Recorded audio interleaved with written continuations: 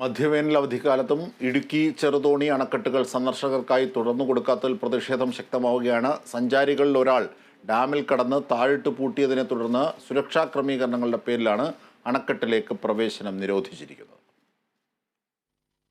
ഇടുക്കി അണക്കെട്ടിലെ സുരക്ഷ മറികടന്നെത്തിയ സഞ്ചാരികളിലൊരാൾ 11 സ്ഥലത്ത് താഴിട്ട് പൂട്ടിയത് സെപ്റ്റംബർ 7-നാണ് KCB കണ്ടെത്തിയത്. ഇതോടെ അണക്കെട്ടിലേക്കുള്ള സന്ദർശനം നിരോധിച്ചു.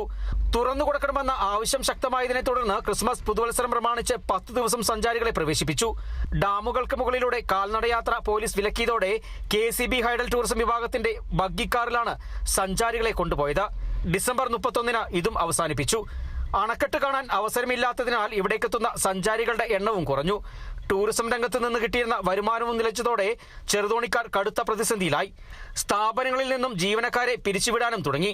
നിരവധി നിവേദനങ്ങൾ നൽകിയിട്ടും അനുകൂല തീരുമാനമുണ്ടായില്ലെന്ന് വ്യാപാരികൾ പറയുന്നു. ഇപ്പം വെക്കേഷൻ വരുന്നു, ഹോട്ടലുകൾ, ലോഡ്ജുകൾ അടക്കമുള്ള എല്ലാ വ്യാപാര സ്ഥാപനങ്ങളും ഏറെ പ്രതീക്ഷയിലാണ്. ഇപ്പോൾ കുറച്ച് നാളുകളായിട്ട് യാതൊരു വ്യാപാരവും ഇല്ലാണ്ട് നിൽക്കുന്ന അവസ്ഥയിൽ ഇനിയുള്ളൊരു വെക്കേഷനാണ് ഈ വ്യാപാരികളെ സംബന്ധിച്ചിടത്തോളം ഏറ്റവും വലിയൊരു പ്രതീക്ഷ.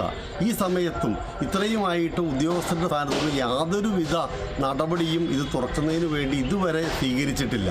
നമുക്ക് ഈ ഡാമിൻ്റെ സുരക്ഷയുമായി ബന്ധപ്പെട്ടാണ് ഈ ഡാം ക്ലോസ് ചെയ്തതെങ്കിൽ അതിന് സുരക്ഷ ഉണ്ടാക്കുന്ന കാര്യത്തിൽ വേണ്ട നടപടികൾ സ്വീകരിച്ചുകൊണ്ട് ഡാം ഈ വെക്കേഷൻ കാലഘട്ടത്തിലെങ്കിലും സന്ദർശകർക്ക് വേണ്ടി തുറന്നു കൊടുക്കുന്നതിനുള്ള നടപടി സ്വീകരിക്കുന്നതിന് പകരം ഇതിങ്ങനെ സ്ഥിരമായി അടച്ചിടുന്നൊരു സാഹചര്യം വരുന്നത് നമ്മുടെ ടൂറിസത്തിനെ ആകെ തളർത്തുന്ന ഒരു സ്ഥിതിയാണുള്ളത്. മതിയായ സുരക്ഷാ ക്രമീകരണങ്ങളോടെ സഞ്ചാരികളെ പ്രവേശിപ്പിക്കാൻ അനുമതി നൽകിയില്ലെങ്കിൽ ശക്തമായ സമരവുമായി മുന്നോട്ടു പോകുവാനാണ് ചെറുതോണിയിലെ വ്യാപാരികളുടെയും ടൂറിസം രംഗത്തുള്ളവരുടെയും തീരുമാനം. Bineesh Antony, Kerala vision news, Idukki.